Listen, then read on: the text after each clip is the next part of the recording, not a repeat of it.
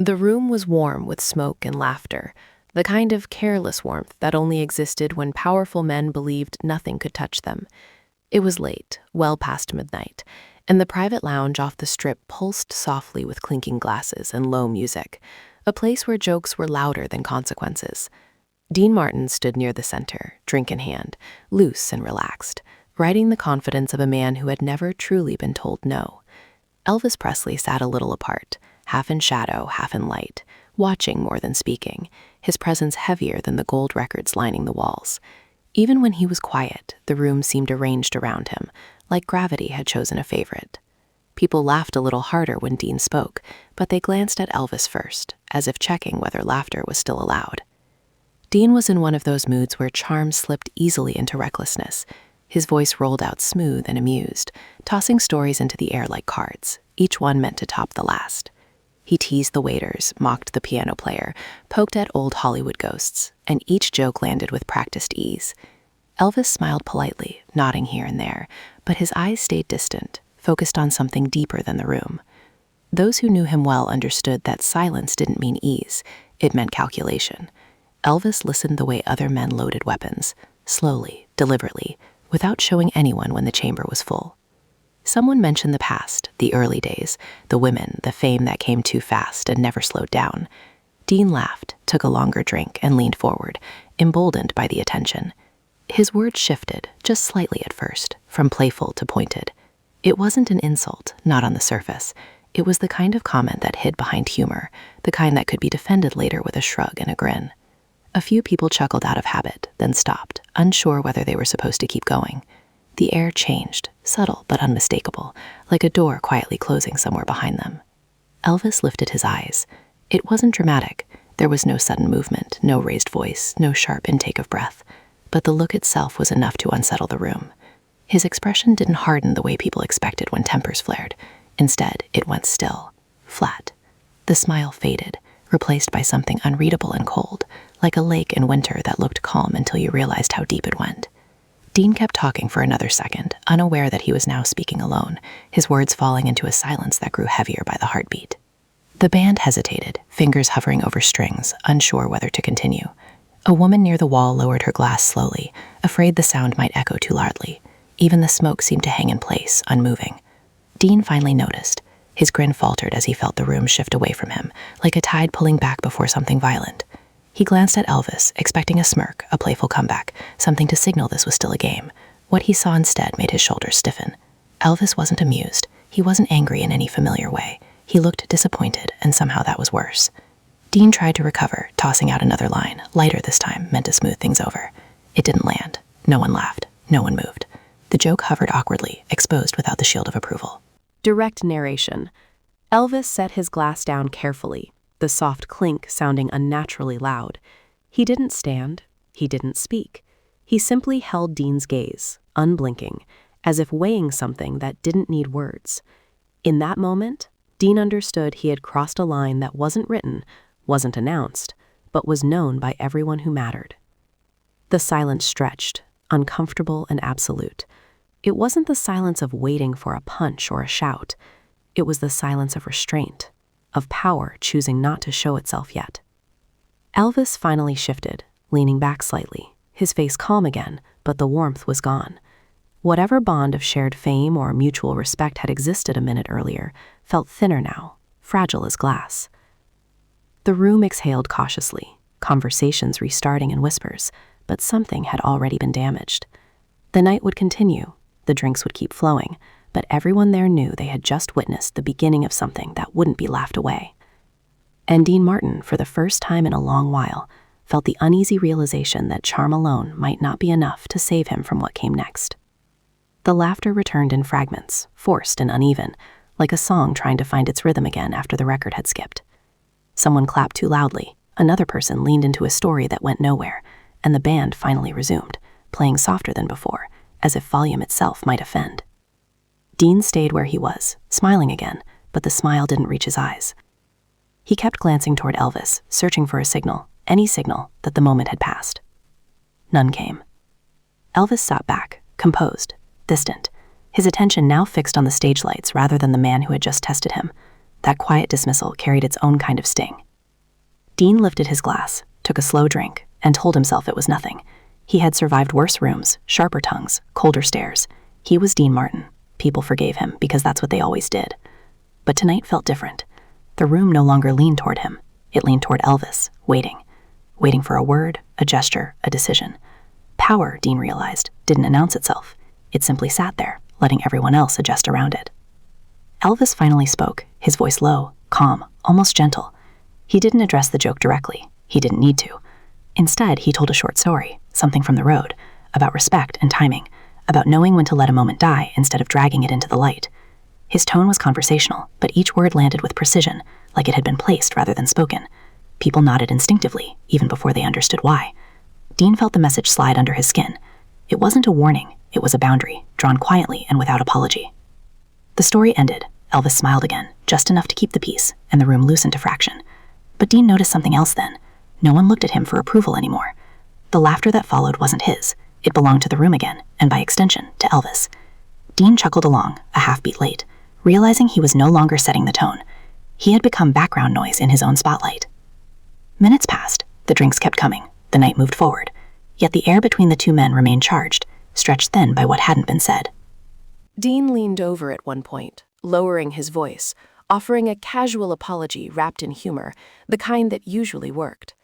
Elvis listened, nodded once, and replied with a polite line that closed the door without slamming it. The exchange was brief, almost forgettable to anyone not watching closely. But those who were paying attention saw it clearly. The balance had shifted. As the lounge began to thin, people said their goodbyes more carefully than before. Dean stayed behind, lingering, hoping for a chance to reset the night, to reclaim the easy dominance he was used to. Elvis stood at last, taller than he seemed when seated, his presence filling the room again.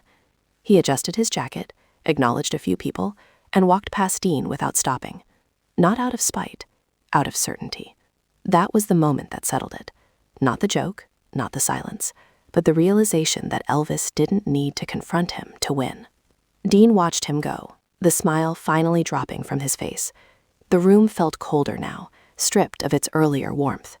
He had crossed a line and been spared the consequences, but the mercy itself carried a message.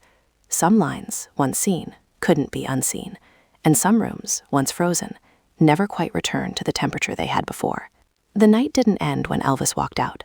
It lingered, stretching itself thin across the remaining hours, clinging to Dean Martin like the smell of smoke in his jacket. He stayed longer than he should have, longer than anyone expected, laughing at the right moments, shaking the right hands, but it all felt rehearsed now. The room had shifted into something unfamiliar, a place where his presence no longer bent the atmosphere. Every sound felt slightly delayed, every reaction a half-second off, and Dean was sharp enough to notice. That awareness gnawed at him far more than anger ever could. He told another story, then another, but they landed flat, sliding off people who were already replaying the earlier moment in their minds, measuring it, reinterpreting it, deciding what it meant. By the time Dean finally stepped outside, the strip lights hit him like a glare meant to expose rather than welcome. He paused, breathing in the cooler air, telling himself it was nothing, just one awkward exchange in a career built on 1,000 rooms and 1,000,000 laughs. But the truth followed him, uninvited and persistent. Elvis hadn't challenged him because he hadn't needed to. That was the wound. Dean had always understood power as something loud, something asserted with wit or bravado. Elvis carried it differently. He let it exist on its own, unbothered by the need to prove it. And that difference had been laid bare in front of witnesses. In the days that followed, the story began to move, quietly at first, passed in dressing rooms and whispered over late-night drinks. It was never told the same way twice. In one version, Dean had gone too far. In another, Elvis had been overly sensitive. But in every telling, one detail remained fixed. The room had frozen, and everyone had felt it. Dean heard about it indirectly, through jokes that didn't quite land and silences that stretched too long when he entered a space. People were careful around him now, measuring their words, unsure whether he was still untouchable or newly exposed. Elvis, meanwhile, said nothing. He didn't give interviews about it. He didn't make comments backstage or lean into the drama. That silence did more than any rebuttal ever could. It allowed the moment to harden into legend without his fingerprints on it.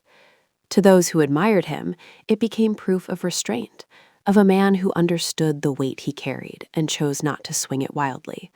To those who resented him, it was arrogance disguised as calm. Either way, The story grew, and Dean found himself unable to control the narrative, something that had rarely happened before. When their paths crossed again weeks later, it was in a setting far less intimate, surrounded by handlers, assistants, and the hum of professional obligation. The stakes were different, the walls thicker. Dean approached with his usual ease, extending a hand, offering a grin that had saved him countless times before. Elvis took the hand, firm and brief, his expression polite but guarded. There was no hostility there, no warmth either, just a clean, deliberate distance. They exchanged a few words, harmless and surface level, then moved on. To anyone watching, it looked like nothing at all, but Dean felt it clearly. This wasn't forgiveness, it was finality. That realization stayed with him longer than he expected. Dean Martin had built a career on pushing boundaries, on knowing exactly how far he could go before charm smoothed everything over. The unspoken line he had crossed with Elvis hadn't been about a joke or a comment. It had been about misjudging a man who didn't play by the same rules. Elvis wasn't interested in winning the room the way Dean was. He already owned something deeper, the loyalty, the awe, the quiet attention that didn't need prompting. In trying to test that, Dean had exposed his own assumptions. Friends noticed the change. Dean was still funny, still magnetic, but there was a new edge of caution in him. He listened more. He watched reactions more closely. The easy recklessness softened into something more controlled. He never spoke publicly about that night, never framed it as a lesson learned, but those closest to him could see it. A recalibration, a subtle acknowledgement that not every room could be mastered the same way. For Elvis, the moment faded into the larger weight of his life, one more interaction in a world that constantly tested his boundaries. But even for him, it lingered somewhere beneath the surface.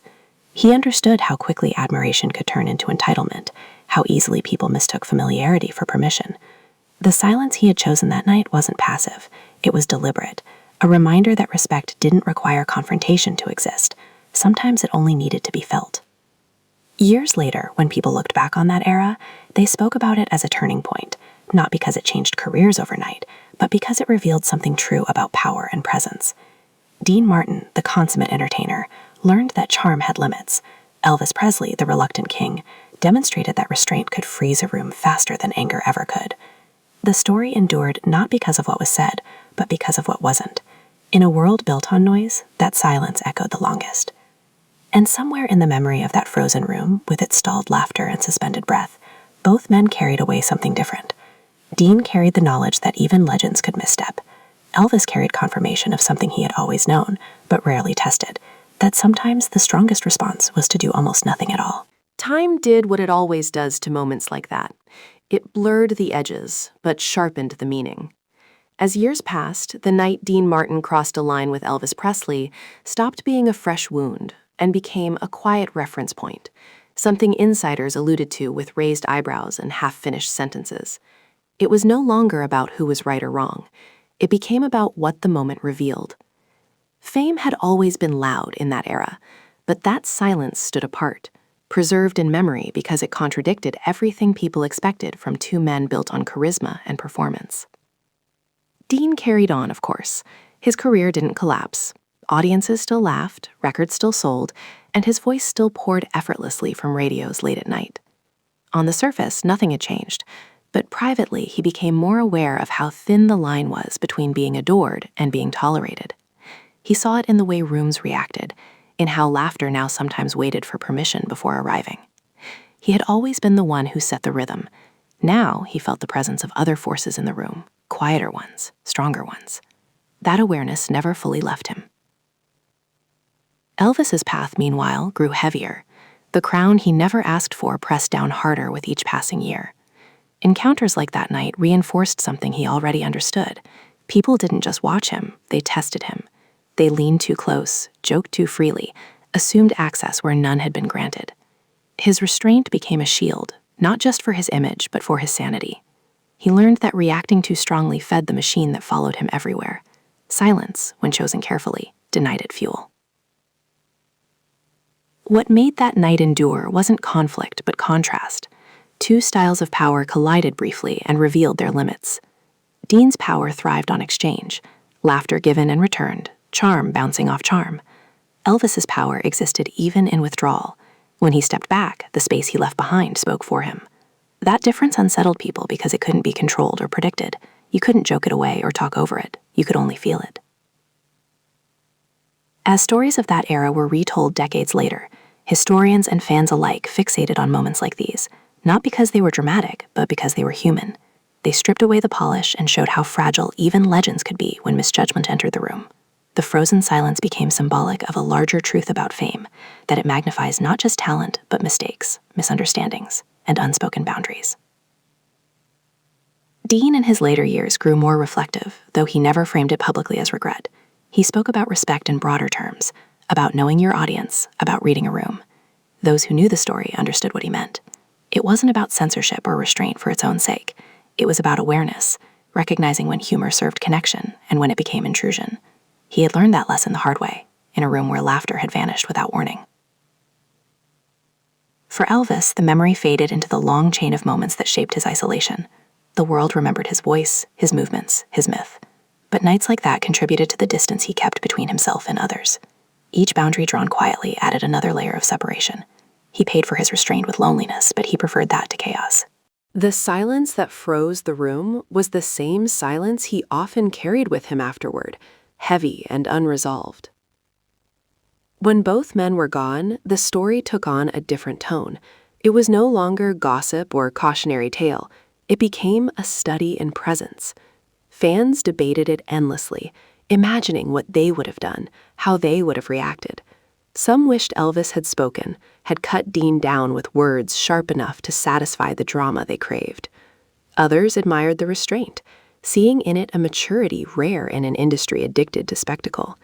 The debate itself kept the moment alive. What remained undeniable was this: a single line, crossed casually, had revealed more truth than any confrontation could have. It showed how power didn't always announce itself with force. Sometimes it arrived quietly, settled into the room, and waited. Dean Martin learned that even a lifetime of charm couldn't override that kind of presence. Elvis Presley proved that doing less could sometimes mean saying everything. The room that froze that night eventually filled with sound again, with new voices and new legends. But echoes lingered. They lingered in how people spoke about respect, about knowing when to stop, about the invisible lines that defined dignity in a world that pretended none existed. That silence became a benchmark, a reminder passed down through stories rather than recordings. In the end, part 4 of this story isn't about fallout or reconciliation. It's about aftermath, the quiet reshaping that happens after the moment passes. Two men walked away carrying different lessons, and the world watched without fully understanding what it had seen. But the feeling remained, the sudden chill, the awareness, the understanding that sometimes the most powerful thing in a room is not the voice that speaks the loudest, but the one that chooses, deliberately, not to speak at all. Long after the lights of that lounge went dark, long after the music faded into history, the moment endured, not as a scandal, not as a headline, but as a quiet truth passed from one generation of entertainers to the next. It survived because it captured something rare, a crack in the myth, a second where two legends were no longer larger than life, but simply men navigating power, ego, and unspoken boundaries. The room freezing that night became less about Dean Martin or Elvis Presley, and more about what happens when presence collides with assumption. Dean carried the lesson with him in ways few ever noticed. He never stopped being charming, never stopped being Dean Martin, but he became more selective with his humor, more aware of when laughter was shared and when it was taken. Those close to him would later say he had learned to listen in rooms where he once dominated them, not out of fear, but out of respect. He had seen what happened when confidence slipped into entitlement, and he never quite forgot how fast the temperature could change. For Elvis, that night fit into a larger pattern that defined his later years. He increasingly chose distance over confrontation, silence over spectacle. People mistook that restraint for passivity, never realizing how intentional it was. Elvis understood something most never did. Reacting gave others control. By withholding a reaction, he kept it. The stillness that froze the room wasn't weakness, it was discipline. and discipline in his world was survival. What makes the story last isn't the absence of drama, but the presence of restraint. In an era remembered for excess, this moment stood out precisely because nothing happened. No shouting, no insults, no public fallout, just a boundary drawn so cleanly that everyone felt it at once. That kind of moment doesn't fade. It embeds itself. It teaches without lecturing. It warns without threatening. As time moved on, both men became legends of a past era, their images polished by nostalgia. But stories like this one remained slightly rough around the edges, resisting full myth-making. They reminded people that even icons misjudge rooms, and even kings choose silence when noise would be easier. The frozen room became a metaphor, one used by storytellers, musicians, and performers who understood that not every battle is meant to be fought out loud. Today, when people revisit that story, they aren't looking for villains. They're looking for insight. They see how power operates when stripped of performance, how respect reveals itself not through dominance, but through restraint.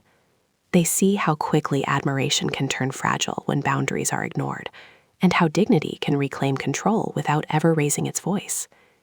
The night Dean Martin crossed a line with Elvis Presley didn't end careers or friendships. It did something quieter and far more lasting. It clarified roles. It exposed assumptions. It left behind a silence that spoke louder than any argument ever could. And in that silence, both men walked away changed. One learning where charm must stop, the other proving that sometimes the strongest move is simply to let the room feel the weight of your presence. That is why the room froze. Not because of what was said, but because of what was understood.